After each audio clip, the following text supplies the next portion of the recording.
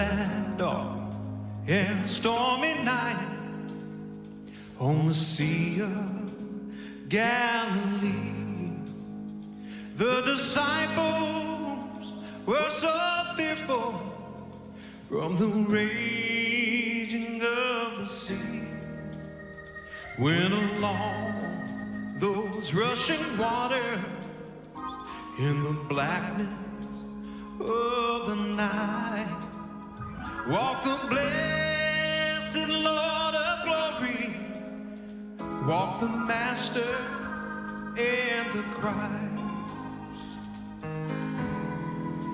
And on the road of Jericho sat a blind man one day, for he heard that my Savior, he was passing by that way.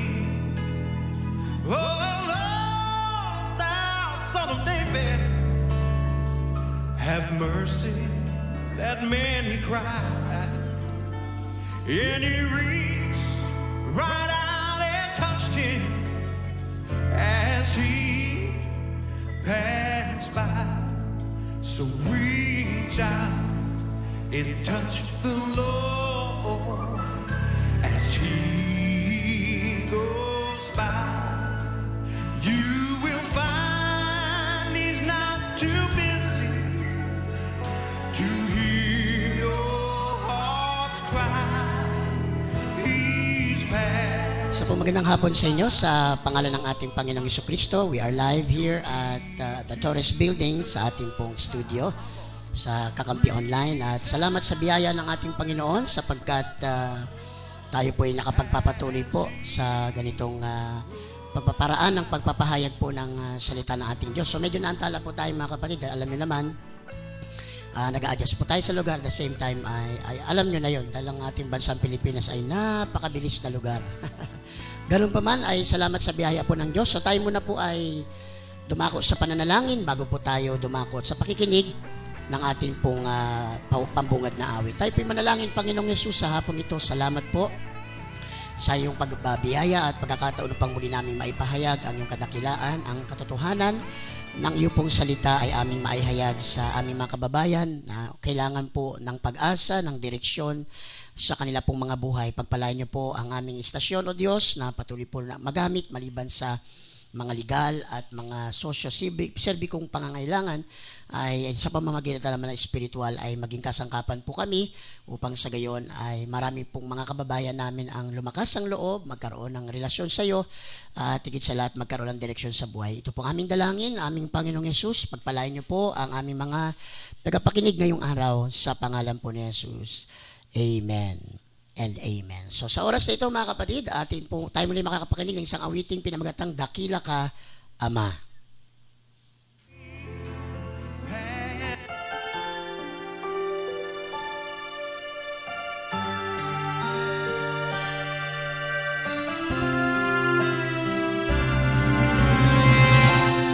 Napakabuti mo, Ama, sa tulad kong nagkasala. Patawad mo'y nadarama, ang iyong kamay sa akin laging nakaalalay, ganap na gumagabay sa aking buhay. Dakila ka, ika'y tapat sa iyong salita, hindi nagsasawa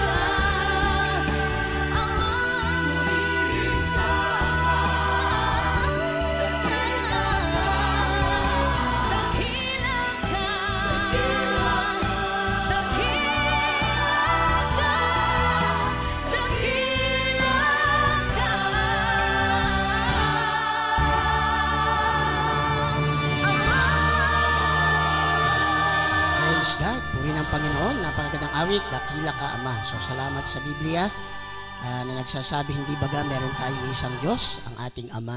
At salamat na ang ating Ama ay nahayag at nakilala natin ang ating Panginoong Hesukristo, mga kapatid. Again, binabati po natin ang ating mga patuloy pong tagapakinig ng ating pong broadcast, The Master's Touch. Again, salamat sa ating isa sa mga patuloy na sumusuporta, ang Jesus Christ is the Prince of Peace Fellowship under Pastor Raquel Sarte, mga kapatid. So ang kanilang church address ay nandyan sa ating screen. Mga kapatid, Phase 9, Package 6, Block 6, Lot 42 and 43, Bagong Silang, Caloocan City, mga kapatid. Kaya kung malapit po kayo dyan, ay maaari nyo pong hanapin ang ating pananambahan. Tawagan din po yung mga numero na dyan sa ilalim po ng ating screen para mabigay namin ang mga iba pang mga lokal na iglesia sa ilalim ng United Pentecostal Church or mga iba pang mga apostolic churches na meron po tayong directory para po mabigyan po kayo ng pagkakataon makapakinig ng salita ng ating pong Panginoon. So again, nagpapabati po, kahapon pa to dapat at binabati natin again, belated happy birthday kay Sister Sarah Siganay. Birthday niya po kahapon, mga kapatid. At salamat po sa mga kapatiran na patuloy pong sumusuporta sa gawain po ng ating pong Panginoong Diyos. So patuloy natin binabati ang mga taga Section 1 ng Kamanaba Section, ng ating Presbyter, Pastor Roger Aquino, at ang ating Secretary si Pastor Johnny Balan. Ang ating mga kasama sa gawain ng Panginoon ay nagpapasalamat. Mamaya ay may oras pa, ay may isa-isa ko po kayo. Ngunit sa oras na ito ay katulad ng ating pong naisabi, na ang araw po ng Huwebes ay Bible Study on Air, kung saan sa tulong at biyaya ng Diyos ay unawain natin ang mga kasulatan ayon po sa kung ano ang nakasulat dito, mga kapatid. Kaya buksan natin ang ating puso't isipan upang sa gayon ay maunawaan natin kung ano ba ang itinuturo ng mga salita ng ating pong Panginoon. Praise the Lord. Ang una nating pag-uusapan ngayong gabi o ngayong araw, hapon rather, mga kapatid, ay matatagpuan sa aklat po ng ikalawang Timoteo Kapitulo 2 at ang talata po, ikalawang Timoteo Kapitulo 3 rather, at ang talata po ay 16. Simulan natin ng 15. 2 Timothy chapter 3 verse 15 up to 17. At mula sa pagkasanggol ay iyong nalalaman ang mga banal na kasulatan na nakapagpadunong sa iyo sa ikaliligtas sa pamamagitan ng pananampalataya kay Hesukristo. At ang lahat ng mga kasulatan na kinasiya ng Diyos ay mapapakinabangan din naman sa pagtuturo, sa pagsansala, sa pagsaway, sa ikatututo na nasa katwiran upang ang tao ng Diyos ay maging sakdal, tinuruang lubos sa lahat ng mga gawang mabuti. Ngayong araw ang una nating papaksain, mga kapatid, sapagkat kapag itong basic understanding of the Word of God ay hindi natin mauunawaan, ay lahat ng mapapakinggan nating paksa sa ano pa mang pangangaral ng salita ng Diyos ay hindi natin mabibigyan ng pahalaga. Kaya ang ating paksa na pag-uusapan ngayon, unang lesson that we are about to study according to the Word of God is itself the Bible. Ang ating pag-uusapan ngayong araw ay pinamagatang ang katunayan na ang Biblia ay ang salita ng ating pong Panginoon. Nais ko munang mag-iwan sa inyo ng isang mind-boggling question. Is lahat ba ng nakasulat sa Biblia ay salita ng Diyos? Kaya ko po ito na itatanong ay sapagkat isa ito sa mapanilong tanong. Ito po ipinangsisilong tanong, mga kapatid, na paraan upang mapaisip ka o dili kaya ay sabihin na nating magmukha kang walang alam sa Biblia. Well, alam natin lahat bilang pasimula na ang Biblia po ay compilation ng iba't ibang mga kasulatan na pinahintulutan ng Diyos na ito po ay mapagsama-sama sa iba't ibang panahon na ito po ay isinulat. Imagine, ang Biblia po ay isinulat ng iba't ibang mga tao at ito po ay isinulat sa iba-ibang panahon. Ngunit pinayagan ng Diyos na ito po ay mapagsama-sama at maisalin sa iba't ibang mga lingwahe. Kaya ngayon pa lang sasabihin ko po sa inyo, syempre po, pag binasa natin ang Biblia, hindi lahat ng pangungusap at mga karakter na nagsasalita diyan ay ang Diyos. Ngunit ang lahat ng nagsulat o lahat ng ipinasulat ng Panginoon sa mga propeta at mga nagsulat nito ay syempre Diyos mismo, mga kapatid. That's why we call the Bible the Word of God, because it is God Himself, mga kapatid, na nag-udyok sa mga tagapagsulat na isulat ang lahat ng mga bagay na dapat nating malaman sa mga salita ng ating pong Panginoon. Kaya alamin natin, ang salita po ba o yung Biblia po ba ay mapagtitiwalaang talagang salita ng ating pong Panginoon? Sapagkat sa panahon natin mga kapatid at mga kaibigang nagsusuri ng salita ng Diyos, ay maraming nagko-question sa ka-otoridad o tinatawag na validity ng Word of God. Sabi nila, ang Bible daw ay salita lamang daw, ay gawa lamang ng tao, kaya hindi dapat ito bigyan ng pagtitiwala. Well, di naman natin tinatatwa na ang salita ng Diyos ay sinulat talaga ng tao at yung papel na ginamit mga kapatid ay kinuha ng tao mula sa puno ng papyrus at pagkatapos ito ay pinroseso para ito po ay maisulat. Pero hindi nangangahulugan na yung sinulat nila ay galing sa kanilang sariling katha o dili kaya ito'y imbento lamang ng kanilang pag-iisip. Kaya ito yung kamangmangha-mangha sa Biblia na tinatawag nating salita ng Diyos ay sapagkat ito po'y nagawa ng Panginoon na yung lahat ng bagay tungkol sa katotohanan mula sa pagkakalikha, mula sa pagsisimula ng mga tao hanggang magkaroon ng mga bayan, magkaroon ng bayan ng Israel, magkaroon po ng pangako pagdating ng Meseya, pagkatapos ng dumating ang Meseya, ay ang pagkakatatag ng iglesia ng ating Panginoon at ang paano ito'y nanatili hanggang sa ating pong kapanahunan mga kamanid. Unang-unang dapat nating malaman tungkol sa ating pinag-aaralang Biblia ay ang salita ng Diyos ay iba sa lahat ng aklat na meron tayo na ating pinag-aaralan katulad ng mga textbook.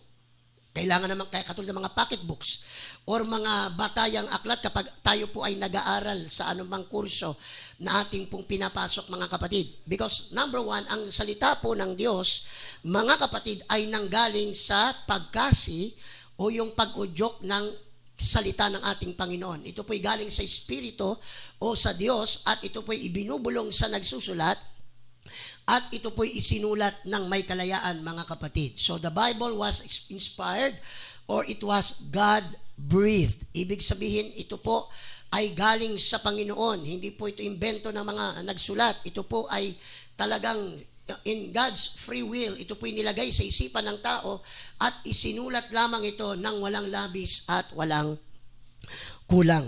Ngayon, balikan natin muna sumandali ang ating simpleng teksto mga kapatid. Dito ay makikita natin ang isang mahalagang katotohanan na sinimula ni Pablo. Una, sinabi po niya na ang salita ng Diyos ay, kadalang kausap niya rito ay si Timoteo, ay sinabi niya na mula pa sa pagkasanggol ay iyunang nalalaman ang mga banal na kasulatan na nakapagdudunong sa iyo sa ikaliligtas. Dito niyo maintindihan na maganda po na bata pa lamang ay naituturo na po ang salita ng Diyos sapagkat ito po ang magiging pundasyon o batayan ng isang bata na magkakaroon ng magandang moralidad o magandang pundasyon sa kanyang pagiging tao. Isa po sa nakalulungkot na realidad, mga kaibigan at mga kapatid, ay ang kakulangan ng mga pamilya o kahit ng mga institusyon kung saan ay ang salita ng Diyos ay hindi malayang na ipapangaral mga kapatid. Guys, ko pong sabihin sa inyo, ang Biblia ay hindi property ng isang reliyon. Ang Biblia po ay hindi property ng Kristyanismo. Ang salita ng Diyos ay isinulat para sa lahat ng mga tao. Any religion can study the Word of God and learn the truths from it.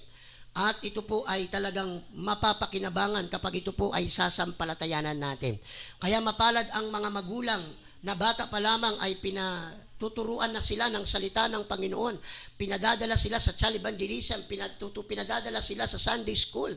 At walang duda, sabi ng salita ng Diyos, when you train up a child in the way he should go, they will not depart from it. Kaya dapat po nating ipagpasalamat na mayroong pangangaral po ng salita ng Diyos sapagkat yun ang nagiging dahilan upang ang mga bata sa simula pa lang o ang mga tao sa takdang araw na pakikinggan niya ang salita ng Diyos ay magkakaroon po siya ng magandang pagkakaalam sa layunin ng Diyos na buhay.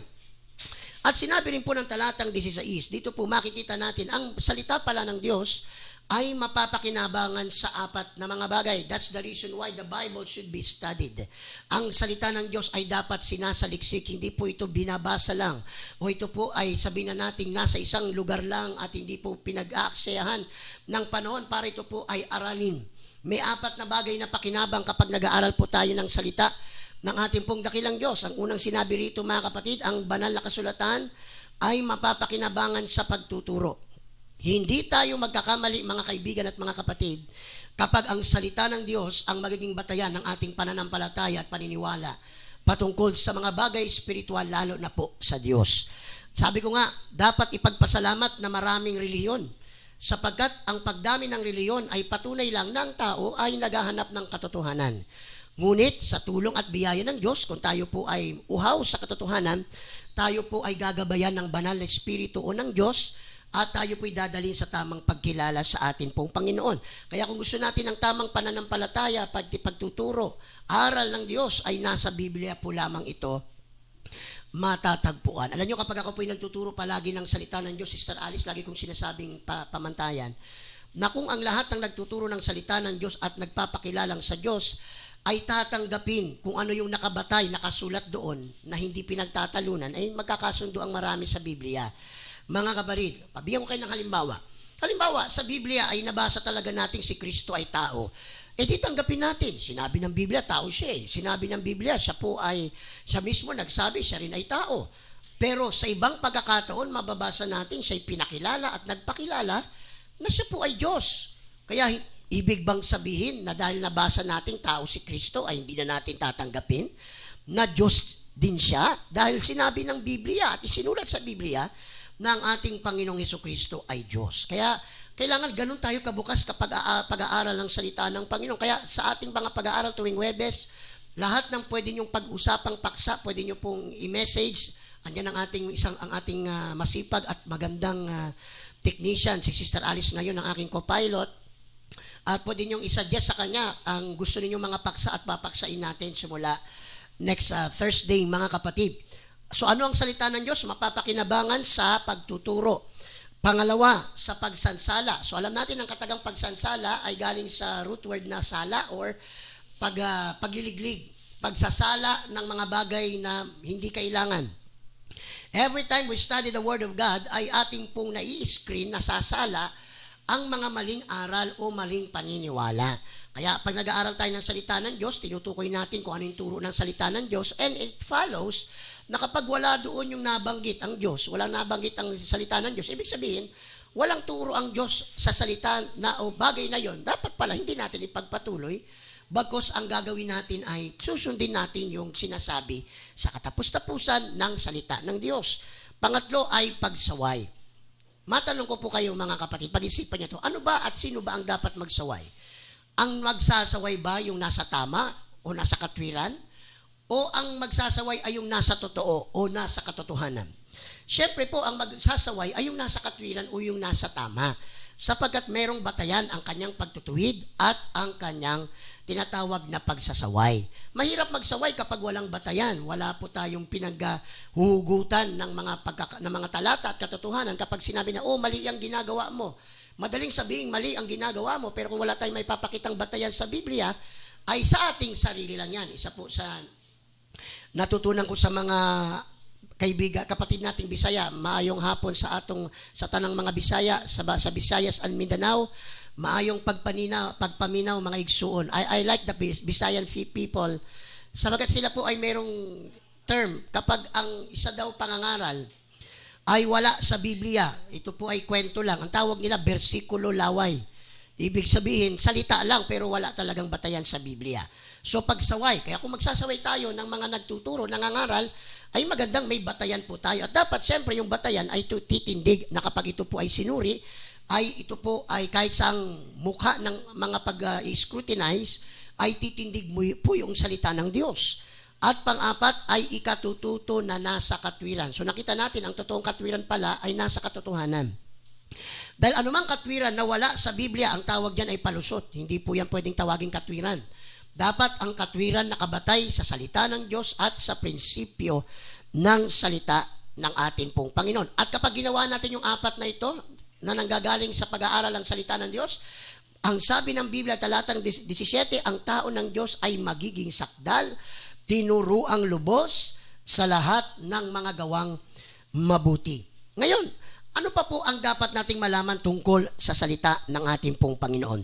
Dapat nating maintindihan ang salita po ng ating Panginoon ay mas maintindihan natin mga kapatid sa pamamagitan ng patnubay at gabay ng Espiritu ng ating pong dakilang Diyos. Isang bagay po ang inyo pong malalaman tungkol sa salita ng ating pong Panginoon ay ganito, na ang salita ng ating pong Panginoon kailanpaman, ito po mga kaibigan ko at mga kapatid, ay mas maintindihan natin hindi sa pamamagitan ng katalinuhang pangtao, kundi sa pamamagitan ng bukas at mapagpakumbabang isipan sa Diyos. Sabi ng ikalawang Pedro, Kapitulo 1, talatang 20 hanggang 21, na maalaman mo na ito na alinmang hula ng kasulatan ay hindi nagbuhat sa sariling pagpapaliwanag, sapagat hindi sa kalooban ng tao dumating ang hula kailanman, kundi ang mga tao ay nagsalita buhat sa Diyos na nangaudyukan ng Espiritu Santo. Sabi ng salita ng Panginoon na ang salita pala niya ay hindi nararapat ipaliwanag sa sarili niyang kaisipan. Because when we interpret the Word of God according to what we know and what we understand, ay magkakaiba talaga ang pagpapaliwanag ng salita ng ating pong Panginoon. Now, isang bagay po ang mararanasan nyo po sa ating broadcast na every time we teach a doctrine according to the Bible, ay bibigyan natin ng iba't ibang mukha ayon po sa isang talata. Ano ba ang nasasabi nila sa talatang ito? Then, ibibigay natin yung tamang paliwanag, mga kapatid, na talagang yun ay sakto sa katotohanang meron doon sa Biblia. Mahirap kasi pag sobra, mahirap din naman pag kulang. Kailangan ay buong-buong kasulatan at katotohanan ng ating mga napakikinggan. Puri ng ating pong Panginoon. Kaya sabi ng salita ng Diyos sa pamamagitan ni Pedro na hindi anya nang galing ang katotohanan ng salita o hula kailanman galing sa karunungan ng tao, kundi ang tao po ay nagsalita buhat sa Diyos na nangaudyukan ng Espiritu Santo. Kaya maliwanag ng salita po ng Diyos, mas maiintindihan natin kapag tayo po ay humihingi ng patnubay sa banal na Espiritu. What is very specific about the Holy Spirit? It is the Holy Spirit. Siya po ang author. Siya po ang role ng Diyos na ginamit para ang Word of God ay maisulat sa ating kapanahunan, mga kapatid. Sabi nga, kahit sa batas ng pagsusulat, anumang author, sino mang author na meron po siyang gustong baguhin sa una niyang isinulat, siya po lamang ang pwedeng magbago doon. Kaya minsan may mga libro po tayo na may tinatawag na revised edition. Ibig sabihin, baka nung sinulat ito ng author ay may mga bagay na nang nagbago at may mga bagay siyang gustong ituwid sa kanyang unang mga bagay na sinabi at mga facts and information na sabi na nating lipas na or obsolete. Kaya ang gagawin niya, susulat siya ng revised version or edition para mas precise at accurate yung kanyang isinulat na textbook. So, only God can change His Word. Ang Diyos lang ang pwedeng magbago ng kasulatan. Sabi ko nga sa inyo, patay na ang mga apostol, patay na ang mga propeta, wala na sila Moises, wala na pong ibang, maging ang Panginoong Yesus umakyat na sa langit. Kaya wala nang bagong salita, wala nang bagong doktrina na pwedeng ituro sa tao sapagkat iniwan na niya, Sister Alice, dito sa pamamagitan ng salita ng Diyos na ngayon ay tinatawag na Biblia. Now, bibigyan ko po kayo ng konting trivia tungkol sa Bible para, sabi nga, kung mag-aaral na rin lang tayo ng Biblia, ay mas magandang kabisado natin ang ilang mga facts or mga katotohanan tungkol sa Bible. Unang-una, dapat nating maintindihan, ang word na Bible ay galing sa Greek word na biblios, ibig sabihin books, collection of books. Kaya nga nagawa ang katagang Biblia dahil sa katagang biblios, a compilation of books.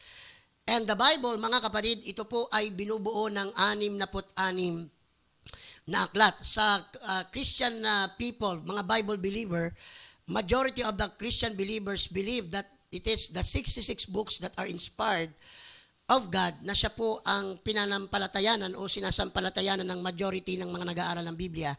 Sapagat lahat po ng mga aklat mula Genesis sa Revelation ay meron pong parehong theme or parehong katotohanang binabanggit. Meron ding mga tinatawag tayong ilang mga gumagamit ng apocryphal books. Pero yan po, pag pinag-aralan po natin, ito po ay mga walang kinalaman sa katotohanan na meron po tungkol sa salita ng ating pong Panginoon na meron tayo ngayon. Pwedeng basahin pero walang batayan. Hindi po talaga siya naglalaman ng mga hula, hindi siya naglalaman ng mga truths na mapaghahuhugutan natin ng tinatawag nating Christian life at mga Christian truth, mga kapatid. So there are 66 books in the whole Bible. At ang Biblia po ay meron pong dalawang tinatawag na tipan o hinati po sa dalawang tipan. Una ay ang lumang tipan o yung Old Testament. Ito po yung naglalaman ng storya ng creation, ng formation ng mga bansa, ang pagtawag ng Diyos kay Abraham, ang pagsisimula ng bayan ng Israel at kung paano po sila na-exile at paano po sila mga kapatid ginather muli ng Diyos. And then we have the New Testament naman, tumutukoy ito mga kapatid naman sa Gospels. Ibig sabihin ng Gospel, ito yung tungkol sa buhay, paano siya pinanganak, nabuhay, naipanganak at nagpatuloy. At maging ang pagsisimula ng iglesia at paano po nagpatuloy ang iglesia at maging patungkol sa mga bagay na magaganap mga kapatid.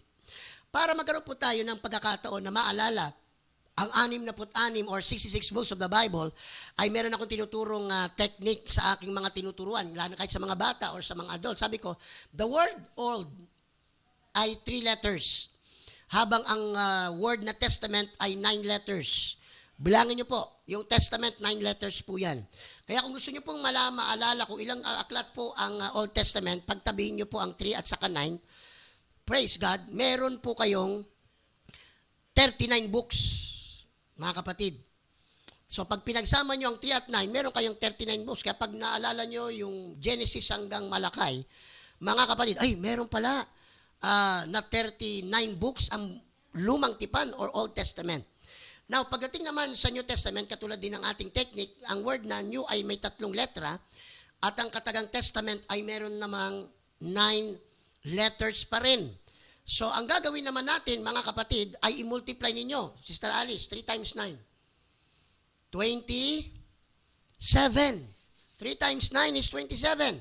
So, 39 plus 27 ay, galing ng ating mga tagapakinig, kahit hindi ko kayo naririnig, baka hinulaan nyo na, 66 books. Ayan. Pag ako nagtuturo sa mga bata at sa mga individual, mayroon akong regalo kapag natatamaan nila yung trivia na ito, mga kapatid. Now, simulan na po natin. Gaano ba kahalaga ang salita ng Diyos bilang batayan ng ating pananampalatayang Kristiyano? Meron kayong dapat malaman na kapag pinag-aralan po natin ang salita ng Diyos, ang salita ng Diyos ay nagpapakilala at nagpapatotoo kung sino ang ating Panginoong Hesukristo.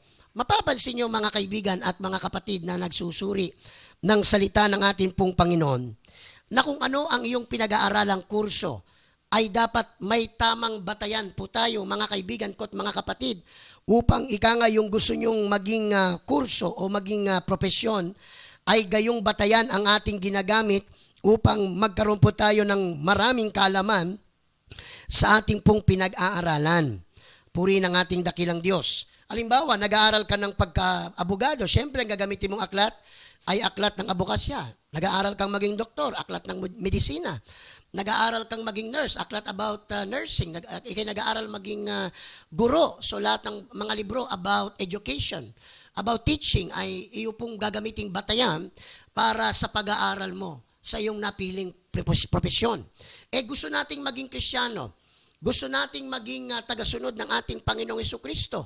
Kung gayon, mga kaibigan ko at mga kapatid, dapat ang gagamitin nating batayan para makilala ang Diyos ay ang Biblia o yung salita ng atin pong Panginoon. Ang unang-unang dapat yung malaman tungkol sa katotohanan ng salita ng Diyos ay ang Biblia ay nagpapatotoo tungkol sa ating Panginoong Hesukristo. Well, that's why when you study, when you read the Bible, it talks always about God. Lagi siyang nagpapakilala tungkol sa Diyos at kung sino yung Diyos at kung paano natin siya mapaluluguran. Sabi ng John or Juan, Kapitulo 5, talatang 39 at tatalon tayo ng 46. Saliksikin ninyo ang mga kasulatan sapagkat iniisip ninyo na sa mga yaon ay mayroon kayong buhay na walang hanggan at ang mga ito'y siyang nangagpapatotoo sa akin. Kaya sinabi ng Panginoong Hesukristo habang siya'y nangangaral ng salita ng ating pong Panginoon, ay dapat sinasaliksik nila ang salita ng Diyos at dapat nga silang kumilala sa Kanya sapagkat ang mga kasulatan ay nagpapatotoo at nagpapakilala kung ano at sino ang ating Panginoong Hesukristo. Kaya't sabi po ng talatang 46 din, sapagkat kung kayo'y nagsisisampalataya kay Moises, ay magsisampalataya kayo sa akin sapagkat tungkol sa akin siya'y sumulat. O kita nyo? Kaya pag binasa nyo po yung mga sulat ni Moises, sino bang laging paksa ni Moises? Yung Diyos ng lumang tipan, yung Diyos na Lord God. Pero sabi ni Jesus Christ, yung sinusulat ni Moises ay tungkol sa kanya. O kaya madali nating sabihin, pero para sa iba it's too early to tell, but sa atin na kumilala na sa Panginoon, madali nang i-conclude talagang si Jesucristo yung tunay na Diyos na nasa banal na kasulatan, mga kapatid. Kaya kung gusto nating makilala ang ating Panginoon at ang Diyos at ang Panginoong Jesucristo, ay bumatay tayo sa kung ano ang sinasabi ng Biblia o ng kasulatan tungkol sa ating pong Panginoon. Another thing na dapat yung malaman sa salita ng Diyos kung bakit ito po ay mabisang pinag-aaralan ay sapagkat ito'y nagbibigay ng karunungan sa ikaliligtas. Alam niyo po, marami sa mga tao ngayon ang namumuhay ng walang kamalay-malay sa pwedeng mangyari sa ating kapanahunan. I am not against the progress that we see in our world. Salamat, gumaganda ang pamumuhay ng ilan. Salamat, wag na lang tayo lalayo sa ating bansa. Maraming build. Maraming magagandang proyekto ang ating mahal na Pangulo. Sabi nga, nakita ko sa balita na ang inflation rate ay bumababa na. Ibig sabihin, gumaganda ang ekonomiya ng ating bansa. Pero mga kapatid, kapag nag-aral ka po ng salita ng ating pong Panginoon, ay malalaman nyo mga kapatid that God has already spoken kung ano ang totoong kalagayan ng ating sanglibutan. Na habang may mga pagbabago, may magagandang nangyayari sa ating kapaliguran, pinagpauna na po tayo ng ating Panginoong Diyos na ang mundong ito'y patungo sa paghatol o kapahamakan. In other words, mga kaibigan ko at mga kapatid, hindi tayo dapat magpakakampante. Hindi tayo, mga kaibigan ko at mga kapatid, tayo ay masyadong magpa-relax sa mundong ito na wala tayong gagawing pagpapahalaga sa ating spiritual na buhay. Sapagkat sa kabila ng progreso, sa kabila ng paganda ng ating ekonomiya, ay nandito ang isang katotohanan ng ipinagpauna ng salita ng Diyos na lahat ng ito'y matatapos, lahat ng ito'y mapaparam, at lahat ng ito'y magtatapos sa kahatulan. Lahat po'y haharap sa Diyos, at lahat po ay hahatulan ayon sa ginawa niya sa kalupaan. Kaya ang pagkakaalam po ng salita ng Diyos, ang sabi po ni Pablo kay Timoteo, ay nagbibigay ng karunungan, mga kapatid, patungkol sa ikaliligtas ng tao. Palagi kong sinasabi kapag ako'y nagtuturo ng salita ng Diyos sa mga bahay-bahay, na kapag ika'y nakikinig ng salita ng Diyos at tuloy-tuloy kang nakikinig ng salita ng Diyos, ay dapat mong maintindihan na ikaw ay mas marunong na at mas may alam na kesa sa hindi nakapakinig ng aral ng Diyos. Kaya halimbawa, ngayon tinuro ko tungkol sa katunayan ng Biblia ay salita ng Diyos. Lahat kayo na nakapakinig buong mundo ay mas marunong na kayo sa hindi nakarinig ng broadcast na ito. Dahil pagkatapos yung makapakinig ng salita ng Diyos, mas magiging masigla kayong pag-aralan ng salita ng Diyos dahil malalaman nyo ngayong araw na marami palang pakinabang kapag nag-aaral ng salita ng ating Panginoon. Kaya minsan, kung sino pa ba yung may alam sa Biblia, yun ang pinagtatawanan. Kung sino pa yung merong alam sa framework ng plano ng Diyos, yun ang hindi naintindihan ng mundo. Pero ang totoo, mga anak ng Diyos, mga kapatid at mga nagsusuri ng Word of God, sila ang ating pakinggan, sila ang ating pong bigyan ng pagkakataong malaman ng plano ng Diyos sapagkat sila po ay marunong sa landas ng Panginoon, lalo na ng pagliligtas ng ating pong dakilang Diyos na buhay. Ano ba po ang dapat nating malaman sa salita ng Diyos? Ang salita ng Diyos ay tulad ng salamin na nagpapakilala ng tunay na pagkatao o ng ating totoong kalagayan. Sabi po ng Santiago Kapitulo 1, talata po ay 23, na ang salita ng Diyos kapag ikay nakikinig ay katulad ka ng isang tao na nananalamin. Santiago 1:23, sapagkat kung ang sino man ay tagapakinig ng salita at hindi tagatupad, ay katulad siya ng isang tao na tinitingnan ang kanyang talagang katulad siya ng isang tao na tinitingnan ang kanyang talagang mukha sa salamin. So nakita natin mga kabarid, ang sino mang tumitingin sa salamin ay makikita niya yung talagang nandoon. Kung pagtingin mo sa salamin, pagkagising mo sa umaga, may dumi sa yung mata, ang tawag natin ay muta, ay siyempre aalisin mo yon. Pagkatapos mong maligo, magsusuklay ka, siyempre haharap ka sa tao. Wala akong alam na tao pag nanalamin, may nakitang muta, may nakitang magulong buhok, ay madumi pala ang mata ka, ay magulo pala ang buhok ko. Tapos wala siyang gagawin. So nawalan ng purpose yung salamin.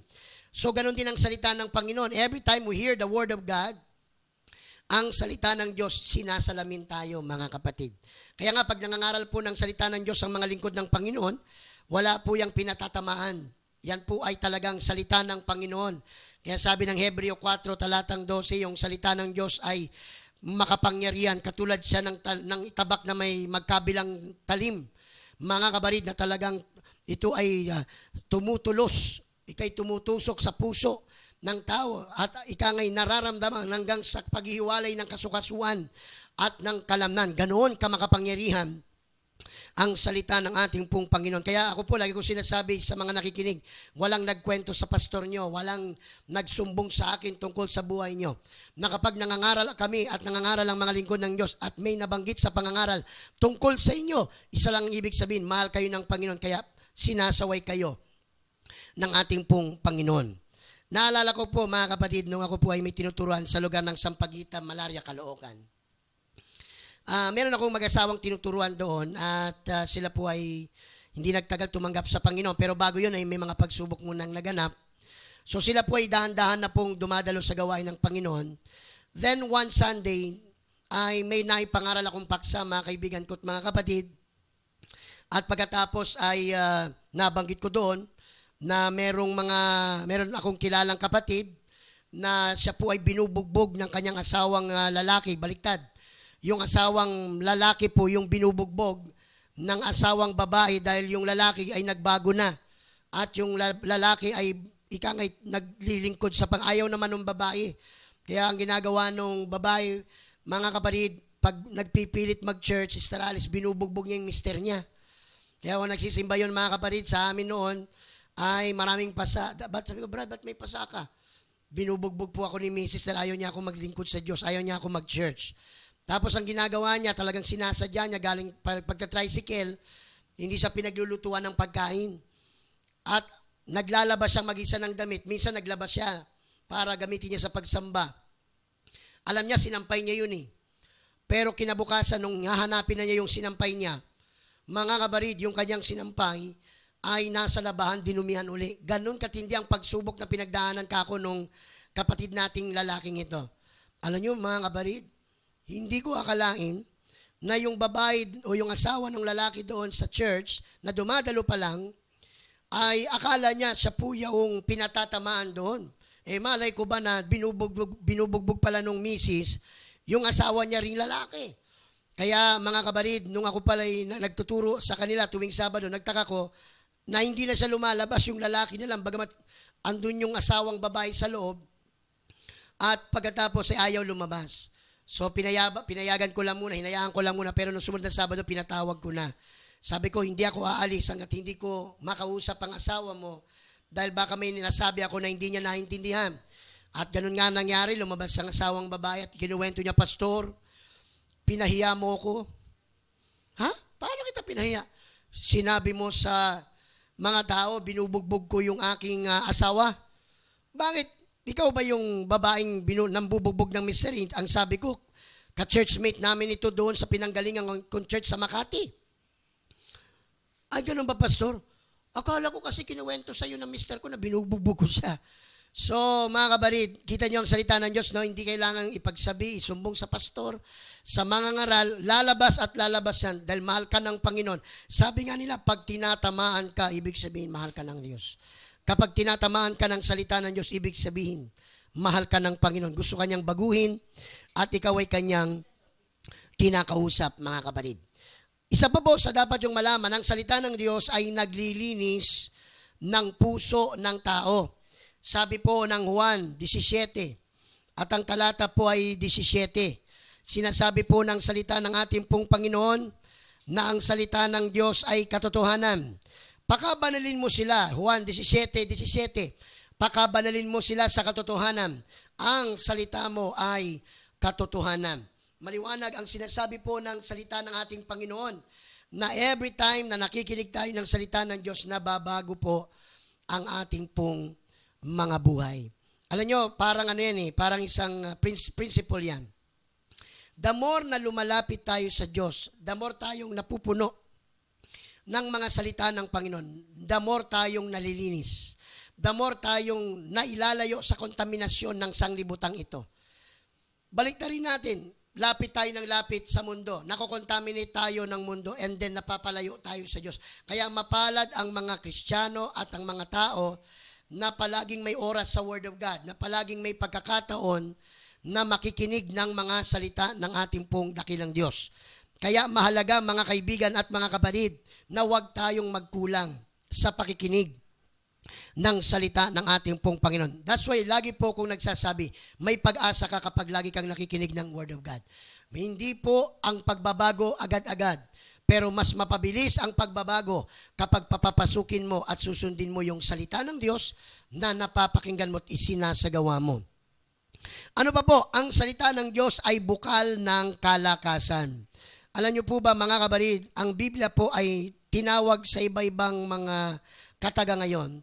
Sapagkat ang salita ng Diyos, mga kaibigan ko at mga kapatid, ay maraming function sa buhay ng tao. Sabi nila, ang Biblia daw ay love letter ng Diyos sa ating mga buhay. That every time we read and hear the Word of God, laging sinasabi ng Panginoon, mahal kita anak.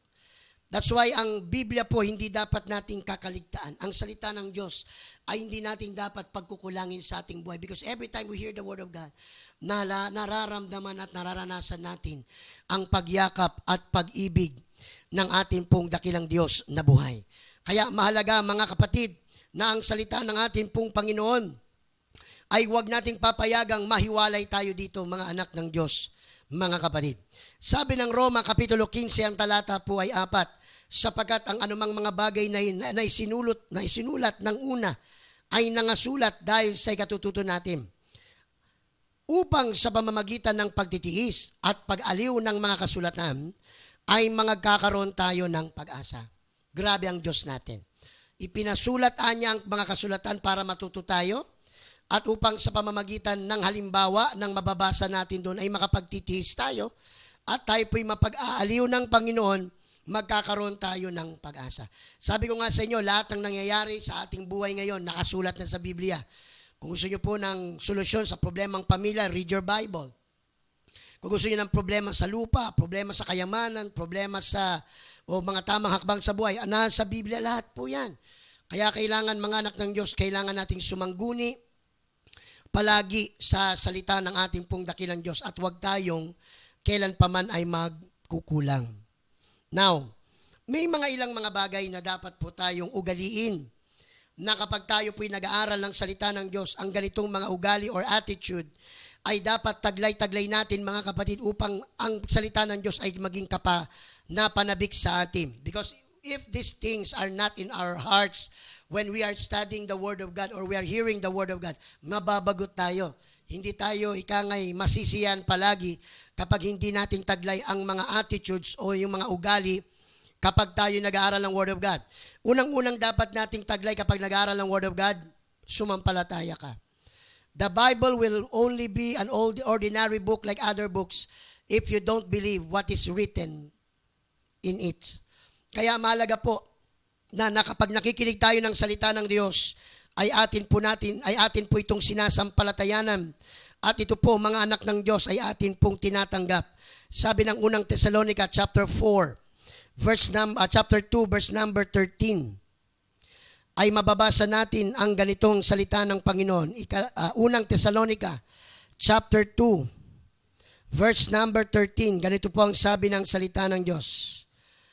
At dahil naman dito ay mangagpasalamat na walang patid sa Diyos na nang inyong tanggapin sa amin ang salita na pinangaral sa mga tuwid bagay ang salita ng Diyos ay inyong tinanggap na hindi gaya ng salita ng mga tao, kundi ayon sa katotohanan na salita ng Diyos na gumagawa naman sa inyo ng nagsisisampalataya.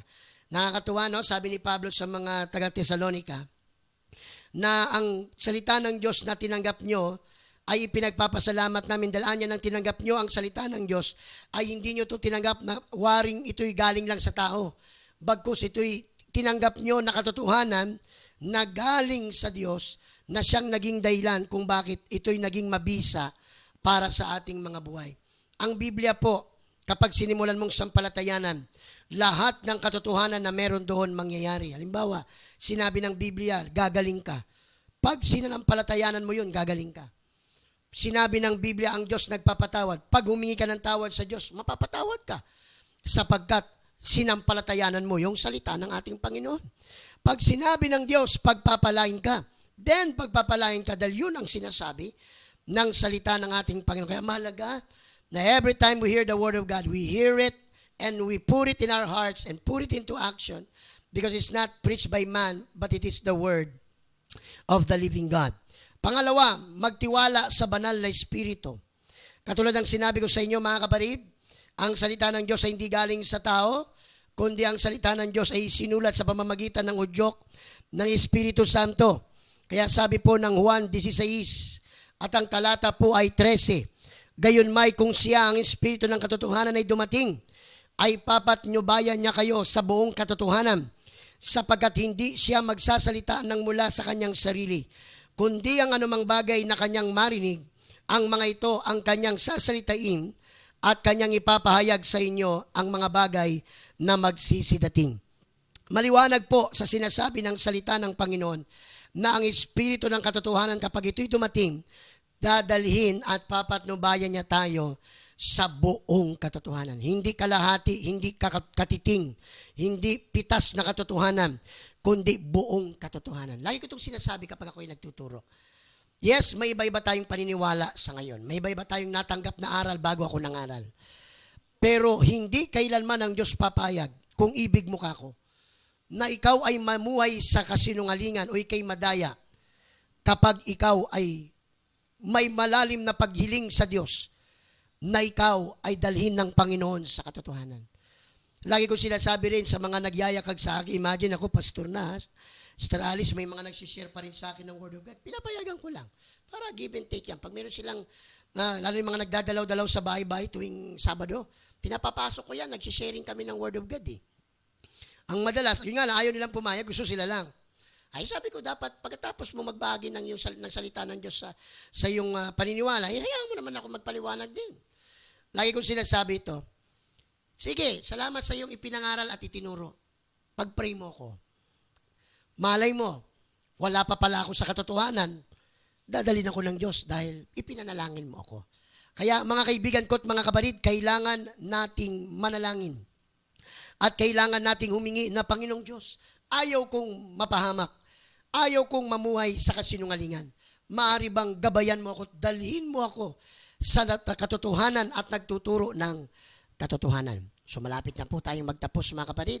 So akin munang iiwan ang ilang mga katotohanan ito, then yung mga talata ituloy natin next Thursday. Ang pangatlo na dapat nating taglaying ugali para sa pag-aaral ng salita ng Diyos ay ating kasabikan. Pangatlo, linisin ang puso at magkaroon ng bukas na isipan. Hindi natin maunawa ng Word of God malibang buksan natin muna ang ating puso at isipan. Pangapat, magpakumbaba. Salamat kung ikay marunong, salamat ikaw ay aral, salamat ikaw ay may pinag-aralan, pero ang salita ng Diyos ay hindi kailanman maunawaan ng pagalingan at patalinuhan. Bagkus ang salita ng Panginoon, kailan paman, ay hindi papayagan ng ating pong dakilang Diyos na ikangay tayo po, mga kapatid, ay hindi niya maabot dahil lamang mayroong tayong, sabi nga, fixed mind, fixed na understanding, kaya hindi tuloy makapasok ang salita ng Diyos. Lagi ko rin sinasabi, makinig lang po muna kayo. Hindi namin sasabing mali kayo. Hindi namin sasabing tama kami. Dahil ang Biblia lang naman ang tama, tinuturo lang naman natin kako. Ang kailangan natin gawin ay ang buksan ng ating puso't isipan at loobin ng Diyos, malaman natin at matanggap natin ang katotohanan ng salita ng Panginoon. Panglima, pag-aralan ang Biblia araw-araw.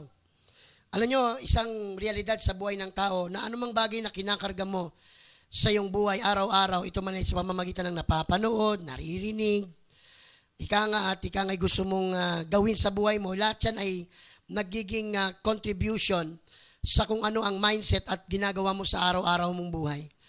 Alam nyo kung bakit tayong mga Pilipino masyado tayong sentimental? Kasi tayo ay minulat ng mga bansang sumakop sa atin na tayo ay palaging api. Kaya tingnan ninyo, ang mga mahilig manoorin ng mga Pilipino ay yung mga palatuntunang iyakan, palatuntunang inapi. umiiyak tayo, nagagalit tayo doon sa Mondragon. Ano ba yung Mondragon na yon? Yung kadenang ginto. Ba?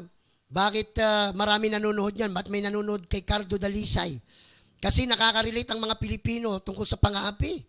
Mga kabarid. Kaya tuloy maraming mga Pilipino ay maramdamin, emosyonal. Kaya nga natutuwa ako pag nakakita ko ng nanonood, umiiyak, tapos nagagalit sa mga karakter ng kontrabida. Kaya sabi ng mga kontrabida, Sister Alice, ayaw ko nang mag-artista. Artista lang naman ako eh. Yung ginagawa kong pagiging masungit, maldita, masamang tao, acting lang yun, pero hindi na ako makalabas ng mall. Sabi niya, bakit? Nagagalit sa akin yung mga tao, ba't ko daw inaaway yung mga karakter doon sa isang palatuntunan? Mga kabarid, dapat yung maintindihan, hindi po nararapat ang buhay natin, punuin natin ng kalungkutan. Mas maganda punuin natin ang buhay natin ng pag-asa. At ang pag-asa at ang biyaya ay nagbumula lang sa Diyos at kapag nakikinig tayo ng mga salita ng atin pong Panginoon. Kaya mahalaga mga kaibigan at mga kabarid na nagsusuri ng Word of God, ating punuin ang salita ng Diyos ng katotohanan at ng ating pong mga buhay. Sabi ng Gawa 17, talatang 11, ay ganito ang sinasabi tungkol sa katotohanan ito. Ngayon lalong naging marangal or mararangal ang mga ito kaysa sa mga taga-Tesalonika, sapagkat tinanggap nila ang salita ng buong pagsisikap at sinisiyasat sa araw-araw ang mga kasulatan kung tunay nga ang mga bagay niyaon. Gusto ko pong sabihin sa lahat ng nakikinig at lalo na po yung nagsusuri ng salita ng Diyos, walang pwedeng magbawal sa atin ng pagsusuri ng Word of God. Lagi kong sinasabi sa pangangaral ko ng Word of God, huwag kayong hindi magdadala ng Biblia. Huwag na hindi kayo magbubuklat ng batayang talata para masabi ko sa inyo na yung pinapangaral ko po ay nasa salita ng Diyos. Ayaw ko po na yung paniniwala nyo ay nakasaad lang o nakatindig sa sinabi ko bilang pastor. Ganun ang ugali ng mga kabarid ng mga taga-Berea na natagpuan ni Pablo. Mas marangalaan niya pa sila kaysa sa mga taga-Tesalonika sapagkat sinasaliksik nila araw-araw kung yung napakinggan nila ay talaga bang nakasulat, mga kabarid. Kaya hindi po tayo mapapahama kapag yung ating pananampalataya at ating tinitingdingang paniniwala ay nasa Biblia. Hindi po tayo kakastiguin ng Diyos kung wala naman siyang pinagagawa at hindi mo ginagawa. Tayo'y kakastiguin ng Diyos kapag may utos siya, hayag na utos sa Biblia, Sister Alice, pero hindi natin ginagawa. Kaya parurusahan tayo ng Diyos, sabi ng salita ng atin pong Panginoon. Pag-aralan ng Biblia araw-araw, mga kabarid. Ano pa po? Bulay-bulayin o sauluhin palagi ang mga talata ng salita ng ating pong dakilang Diyos. Sabi ng Hosea, mga kabarid, chapter 1, verse number 8. Ito po ay isang paalala ni Moises kay Josue nang si Moises po ay nagpaparamdam na siya po ay mamamatay na dahil hindi nga po siya pinahintulutan ng Diyos makapasok sa promised land or sa lupang pangako dahil sa pagsuway. Sabi ng Panginoon through Moses at kay Joshua, ang aklat na ito ng kautusan ay huwag mahihiwalay sa iyong bibig kundi yung pagbubulay-bulayan araw at gabi upang iyong masunod na gawin ang ayon sa lahat ng nakasulat dito. Sapagkat kung magkagayoy iyong pagiginhawain ng iyong lakad at kung magkagayoy magtatamu ka ng mabuting kawakasan. Nakita niyo na po, no? Ang salita ng Diyos talaga ay napakalaki ng biyaya at pakinabang. Kanina nabanggit ko sa inyo, ang Bible, ang Word of God, ay God's love letter. Pero meron pa pong tawag sa Biblia. Ang Biblia ay blueprint of success. Alam niyo, maraming mga aklat ngayon ang sumikat dahil sa ang pinaka-topic nito ay paano managumpay, paano yumaman, paano gumanda buhay. Yan yung mga aklat na mabili ngayon eh. Pero yung mga aklat tungkol sa pagbabalik ng Panginoon, tungkol sa sa paghatol ng Diyos, walang bumibili. Gusto ng tao, lagi silang pinapatawa, nag-i-enjoy sa napakikinig, pero hindi po ganun ang Word of God. The Word of God is balanced, mga kabarid. Kaya kung nais po nating magtagumpay, kailangan nating sundin ang salita ng Diyos, bulayin. Palaging ito'y maging laman ng isipan natin araw at gabi at kung ito'y ating gagawin, sabi ng salita ng Panginoon, Ito po, mga kaibigan ko at mga kapatid, ay magiging dahilan para tayo po'y bibigyan ng Diyos ng mabuting pagtatagumpay, mga anak ng Diyos. So if you want to succeed in life, go to the principle of the Word of God. Hindi kayo mapapagod sa kakagawa ng diskarte when the Word of God tells us. Bigyan ko na halimbawa, why is Matthew 6:33 a good principle of life or the best principle in life? Because tinuturuan tayong gawing sentro ang Diyos kaysa sa lahat ng bagay na ginagawa natin. Yes, mahalagang mag-aral, magtrabaho. Pero sabi ng Panginoon, unahin muna natin siya at ang kanyang katwiran. But seek ye first the kingdom of God and His righteousness, and all these things shall be added unto you. Ang mga tao, malalaman nyo, walang pananampalataya. Bakit? Laging inuuna ang trabaho kaysa gawain. Laging sinusubsob ang sarili sa pagninegosyo. Walang panahon sa salita ng Panginoon. Naalala ko yung isang patotoo na narinig ko. Ito pong membro ng church nila ay masyadong busy dahil businessman. Palaging kung saan-saang mga bansa nakakarating at palagi siyang pinaalalahanan ng kanyang pastor, mag-church ka, dumalo ka. Pero palaging sinasabi, mga kabarid ng kapatid na ito, pastor, pasensya na, busy, walang panahon. To make the story short, meron po siyang isang trip na nagkaroon ng matinding aksidente. Naputol ang kanyang dalawang paa, naputol ang kanyang dalawang kamay. At nung siya po'y nakarecover, one of the Sundays came at nandun sa church. Binubuhat na ng kanyang pamilya at nilagay sa wheelchair. Diba, very amusing nang sabihin ng lalaki itong, pastor, magsisimba na ako. Pero ang lungkot ng konti, putol na ang paa, wala nang kamay, saka nag-church. Sabi ko nga, hihintayin pa ba nating magkasakit tayo, saka tayo lalapit sa Diyos? Hihintayin pa ba nating malugi tayo sa lahat ng ating negosyo, saka tayo lalapit sa Diyos? Hindi ang Diyos takbuhan ng mga sawi, dapat. Bagamat tatanggapin niya yon. Hindi dapat ang Diyos takbuhan ng mga lugi. Bagamat tatanggapin ka rin niya, hindi ka niya itataboy. Pero di ba ang ganda, mga kapatid? Na ang Diyos nilalapitan dahil mahalaga siya sa atin. Na ang Diyos pinaglilingkuran dahil mahal natin siya. Na dapat ang Diyos maging sentro ng atin pong mga buhay. Purihin ang ating pong Panginoon. At siyempre, hindi po mahalagang bulayin lang. Hindi lang dapat ang salita ng Diyos binubulay. Hindi lang ang salita ng Diyos sinasaulo. Dapat ang salita ng Diyos ay ating isinasagawa o kaya'y tinutupad. Nais ko pong sabihin sa inyo, balang araw, ang hatol ng Diyos ay pagbabatayan po niya, mga kaparid, kung ano ang ginawa natin sa kanyang mga utos. Kaya yung sa congregation sa Matthew 7:24 hanggang 25 or 23 hanggang 25, kung babasahin ninyo, merong kongregasyon doon na nang sabihin ng Panginoon, hindi lahat ng tumatawag sa akin, Panginoon, Panginoon, ay papasok sa langit, ay nagsimulang magsabi ng iba't ibang dahilan. Panginoon, di baga nangaral kami, gumawa kami ng kababalagan, nagpalayas kami ng demonyo. Katulad ng sinabi ko, hindi sinasabi ng Biblia masamang magpalayas ng demonyo, masamang magpagaling. Yan po ay biyaya ng Diyos eh. Pero kapag yan ang gagamitin nating pamantayan para sabihin sa Diyos na ako, ay nagkakamali po tayo dahil kahit sino pwedeng kahabagan ng Diyos magpagaling. Pero hindi batayan para sabihin nalulugod ang Diyos na sa iyo. Ang sabi ng Panginoon, lumayo kayo sa akin, kayong gumagawa ng katampalasanan. Minsan ay nabanggit ko sa inyo na pag pinag-aralan nyo yung iniquity or word na katampalasanan, madalas ito po'y ginagamit na kataga sa panahong may hindi nasusunod na katotohanan or kautusan ang bayan ng Israel o ng mga tao. So the reason why these people that preached, nagpagaling, nagpalayas ng demonyo pero hindi pa rin nakapasok sa langit, sapagkat hindi nila tinupad ang salita ng Diyos. May mga bahagi ng salita ng Diyos na hindi nila pinangaral at hindi rin nila sinunod. Kaya nga, ako po bilang mangangaral, takot akong magturo ng kulang-kulang.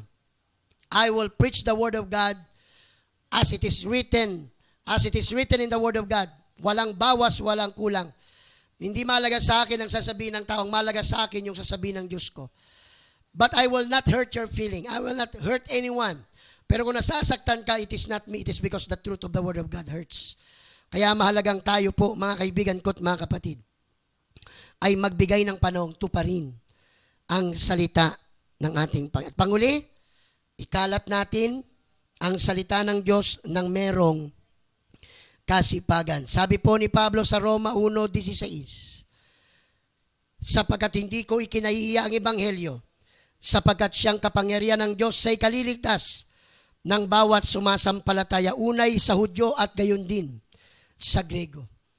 Pag ikaw ay kumilalat, alam mo ang kabutihan ng Diyos, hindi ka pwedeng manahimik. Kaya kami, pwede namang sa simbahan na lang kami mag-preach, pwedeng sa lugar na lang ng malaria, ng San Jose lang kami mangaral, at hindi na kami imagine 3 oras ang binabiyahe ko po para lang makarating dito sa studio. Hindi ko ito sinasabi para maawa kayo. Enjoy ako sa ginagawa ko. Pwedeng hindi na lang ako maggumawa ng ginagawa kong ito.